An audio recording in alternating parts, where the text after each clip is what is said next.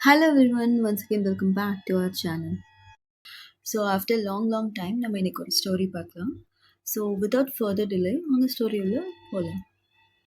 நமது பால்ய காலத்தை பொய் சொல்லக்கூடாது, திருடக்கூடாது, கஷ்டம் வந்தால் மூட்டை தூக்கி கூட பிழைத்துக் கொள்ளலாம், தப்பில்லை என்று எத்தனை நல்ல விஷயங்களை நமக்கு கற்றுத் தந்திருக்கிறார்கள். ஆனால் இன்று அந்த அடிப்படை நல்லொழுக்கமே மெல்ல மெல்ல நீர்த்துப் போய்க் கொண்டிருக்கிறதோ என்று எனக்கு பயமாக இருக்கிறது. பாமரர்களை விட படித்தவர்களும் விஷயம் தெரிந்தவர்களுமே அதிகம் பொய் சொல்ல ஆரம்பித்திருக்கிறார்கள். வீட்டில் போன் மணி அடித்தால், அப்பா வீட்ல இல்லைன்னு சொல்லு என்று குழந்தைகளுக்கு நாமே பொய் சொல்ல கற்றுத் தருகிறோம். ஏன் லேட் என்று மனைவி கேட்டால், நம் கைவசம் ஏதோ ஒரு பொய் எப்போதும் தயாராக இருக்கிறது. தெரிந்தே ஒரு பொய்யை மெய் என்று நம்புவதில் எவ்வளவு ஆபத்து இருக்கிறது தெரியுமா? இதோ இந்த கதையை பார்க்கலாம். ஒரு முறை முல்லா பக்கத்து வீட்டுக்காரரிடம் பானை ஒன்றை இரவில் வாங்கினார். சில நாட்களுக்குப் பிறகு பக்கத்து வீட்டுக்காரர் தயங்கி தயங்கி என் பானையை திருப்பிக் கொடுக்க முடியுமா என்று முல்லாவிடம் கேட்டார். அடடா, உங்களிடம் இரவில் வாங்கிய பானையை உடனே திருப்பிக் கொடுக்காமல் மறந்து போனதிலும் ஒரு லாபம் இருக்கிறது. ஆமாம், உங்கள் பானை ஒரு குட்டி போட்டிருக்கிறது பாருங்கள் என்று சொல்லி தான் இரவலாக வாங்கிய பானையுடன் சேர்த்து ஒரு குட்டி பானையையும் கொடுத்தார் முல்லா. பக்கத்து வீட்டுக்காரருக்கு தாங்க முடியாத சந்தோஷம். அடுத்த வாரமே முல்லா மறுபடியும் பக்கத்து வீட்டுக்காரரிடம் சென்று, போன தடவை கொடுத்ததை விட பெரிய பானை ஒன்று இருந்தால் இரவலாக கொடுங்களேன் என்று கேட்க, அவரும் ஒன்றுக்கு இரண்டாக பானை கிடைக்கும் என்ற சந்தோஷத்தோடு வீட்டிலிருந்த மிகப்பெரிய பானையை தூக்கி முல்லாவிடம் கொடுத்தார். ஒரு வாரம் ஆயிற்று. பக்கத்து வீட்டுக்காரர் முல்லாவிடம் சென்று தான் இரவலாக தந்த பானையை திருப்பிக் கொடுக்க முடியுமா என்று கேட்டார். அதை ஏன் கேட்கிறீங்க? நேத்து உங்க பானை செத்து போச்சு என்றார் முல்லா. பக்கத்து வீட்டுக்காரருக்கு மகா எரிச்சலாகி விட்டது. என்ன என்ன மடையன்னு நினைச்சியா? பானை எப்படி செத்து போகும் என்றார் கோபமாக.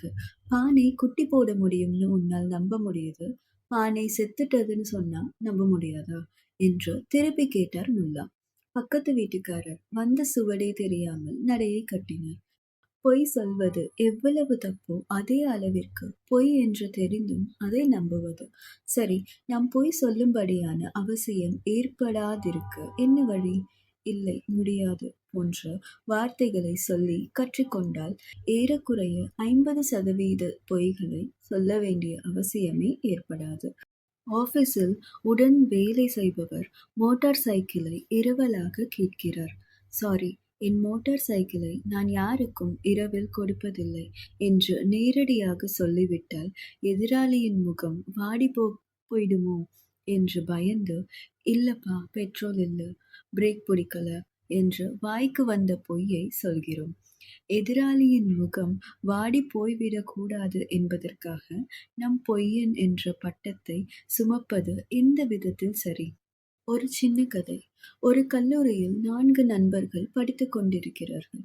தாவரவியல் மாணவர்கள் அவர்கள். ஒரே ஒரு பரீட்சையை தவிர மற்ற எல்லா பரீட்சையும் எழுதிவிட்டார்கள். மிச்சம் இருந்த ஒரு பரீட்சைக்கு இன்னும் ஒரு வார காலம் இருந்தது. மேலும் அது சுலபமான பேப்பர் தான் என்பதால் இடைப்பட்ட காலத்தில் பக்கத்தில் இருந்த ஒரு மலைவாசல் ஸ்தலத்துக்கு பிக்னிக் போனார்கள். ஆட்டம் பாட்டம் கொண்டாட்டம் என ஜாலியாக இருந்தார்கள். அவர்கள் கிளம்ப வேண்டிய தருணம் வந்தது. அப்போது ஒரு மாணவன், கிளைமேட் அருமையாக இருக்கிறது, இன்றிரவும் இங்கேயே தங்கிவிட்டு நாளை காலை 6 மணிக்கு காரில் கிளம்பினால் போதும், பரீட்சை நேரத்துக்கு கல்லூரிக்கு போய்விடலாம் என்றான். அதுவும் சரிதான் என்று மற்ற மாணவர்கள் அன்று முழுவதும் அங்கேயே கோலாகலமாக கழித்துவிட்டு இரவு தாமதமாக தூங்கினார்கள். நெடுநேரம் கழித்தே கண் விழித்தார்கள். சரி, புரொஃபஸரிடம் ஏதாவது போய் சொல்லி மாற்று பரீட்சைக்கு ஏற்பாடு செய்து கொள்ளலாம் என்று நம்பிக்கையோடு புறப்பட்டார்கள். புரொஃபஸர் முன் நல்ல பிள்ளைகள் மாதிரி வந்து நின்றவர்கள், சார், நாங்கள் அரிதான சில தாவரங்களை சோதிப்பதற்காக ஒரு மலைவாசல் ஸ்தலத்திற்கு சென்றிருந்தோம். அங்கிருந்து நேராக பரீட்சை எழுத கல்லூரிக்கு வந்துவிடலாம் என்ற திட்டத்தில் விடியற்காலை காரில் கிளம்பினோம். வழியில் கார் பஞ்சராகிவிட்டது. அதனால் பரீட்சை எழுத முடியவில்லை. நீங்கள்தான் பெரிய மனசு பண்ணி எங்களுக்கு மாற்று பரீட்சையை வைக்க வேண்டும் என்று பொய்யை மெய் மாதிரி உருகி சொன்னார்கள். பேராசிரியரும் ஒப்புக்கொண்டார். அந்த 4 மாணவர்களையும் 4 வெவ்வேறு அறைகளில் அமர வைத்து பரீட்சை எழுத சொன்னார். மாணவர்களுக்கு செம குஷி. உற்சாகத்துடன் பரீட்சை எழுத உட்கார்ந்தார்கள். முதல் கேள்வி மிகவும் சுலபமாக இருந்தது. மாணவர்கள் அதற்கு விடை எழுதிவிட்டு அந்த கேள்விக்கான மார்க் என்ன என்று பார்த்தார்கள். 5. சரி என்று அடுத்த பக்கத்திற்கு திருப்பினார்கள். 95 மார்க் என்ற குறிப்புடன் காணப்பட்ட அடுத்த கேள்வி அவர்களின் முகத்தை அறைந்தது. அந்த கேள்வி, உங்கள் காரில் பஞ்சரானது எந்த டயர்? பஞ்சர் என்று பொய் சொன்னார்களே தவிர, இப்படி ஒரு கேள்வி வரும், அதற்கு இந்த டயர் தான் பஞ்சர் ஆனது என்று 4 பேரும் ஒன்று போல் பதில் சொல்ல வேண்டும் என்று பேசி வைத்துக் கொள்ளவில்லையே. பொய் என்பது தீக்குச்சியைப் போல. அது அந்த கணத்திற்கு மட்டுமே பலன் கொடுக்கும். உண்மை என்பது சூரியனைப் போல. அது வாழ்நாள் முழுவதும் மட்டுமல்ல, வாழ்ந்து முடித்த பிறகும் கூட பலன் கொடுக்கும். இந்த ஸ்டோரி உங்களுக்கு பிடிச்சிருக்கும்னு நம்புறேன். அப்படி பிடிச்சிருந்தா அண்ட் இந்த மாதிரி நிறைய சின்ன சின்ன ஸ்டோரிஸ் கேட்கணும்னு ஆசைப்பட்டா கண்டிப்பாக நம்ம சேனலுக்கு சப்ஸ்கிரைப் பண்ணிடுங்க.